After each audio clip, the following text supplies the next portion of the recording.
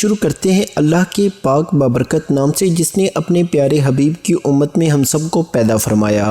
یہ بات تو کم و بیش سبھی جانتے ہیں کہ سب سے پہلے انسان سیدنا آدم علیہ السلام ہیں۔ اب سوال پیدا ہوتا ہے کہ انسان سے پہلے کیا تھا، اور اللہ تعالیٰ نے اپنی بے شمار مخلوق میں سب سے پہلے کس چیز کو پیدا فرمایا؟ آئیے اس سوال کا جواب قرآن و حدیث سے حاصل کریں، کیونکہ مسلمانوں کی رہنمائی کے لیے روشنی یہی دو مینار ہیں۔ حضرت محمد صلی اللہ علیہ وسلم نے ارشاد فرمایا، تمہارے درمیان دو چیزیں چھوڑے جا رہا ہوں، جب تک تم ان کو پکڑے رکھو گے، یعنی ان پر عمل کرتے رہو گے تو تم ہرگز گمراہ نہ ہوں گے۔ ایک اللہ کی کتاب قرآن مجید، دوسرا رسول اللہ صلی اللہ علیہ وسلم کی سنت۔ لہٰذا آئیے ہم سب سے پہلے قرآن کریم سے رہنمائی حاصل کریں۔ ارشاد خداوندی ہے، اور وہی ہے جس نے آسمانوں اور زمینوں کو 6 دن میں پیدا کیا، اور اس کا عرش پانی پر تھا، یعنی آسمان و زمین کی پیدائش سے پہلے پانی مخلوق، ہوا، زمین اور اس کے متعلق چیزیں، یہ سب 4 دن میں اللہ تعالیٰ کے حکم سے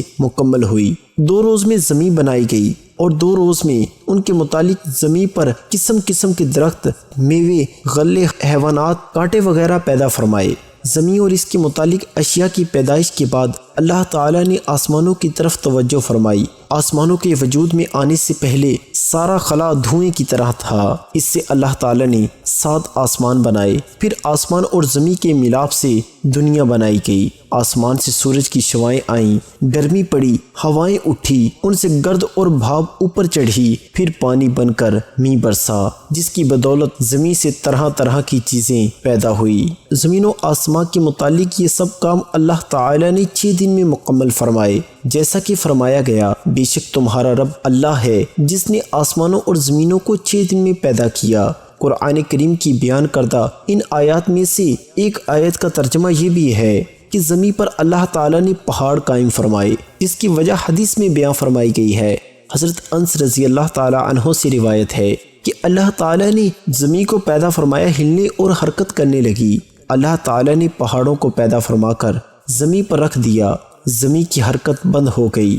اسی طرح حضرت ابن عباس رضی اللہ تعالیٰ عنہ سے روایت ہے کہ اللہ تعالیٰ نے جب زمین کو پیدا فرمایا تو جنبش اور حرکت کرنے لگی۔ اس کی جنبش کو روکنے کے لیے پہاڑوں سے میخوں کا کام لیا گیا۔ اللہ تعالیٰ یہ انتظام نہ فرماتے تو زمین ہمیشہ جنبش ہی کرتی رہتی۔ ذرا تصور تو کریں کہ کسی جگہ زلزلہ آتا ہے تو اس وقت کیا حالت ہوتی ہے۔ موقع ملتا ہے تو لوگ جنگل و بیابان میں نکل بھاگنے کی فکر کرتے ہیں، اور اکثر تو ایسا ہوتا ہے کہ بھاگنے کا موقع ہی نہیں ملتا، لوگ سوتے سوتے لقمہ اجل بن جاتے ہیں۔ اگر اللہ تعالیٰ زمین کی جنبش روکنے کے لیے پہاڑوں کو اس طرح قائم نہ فرماتے تو کیا ہوتا؟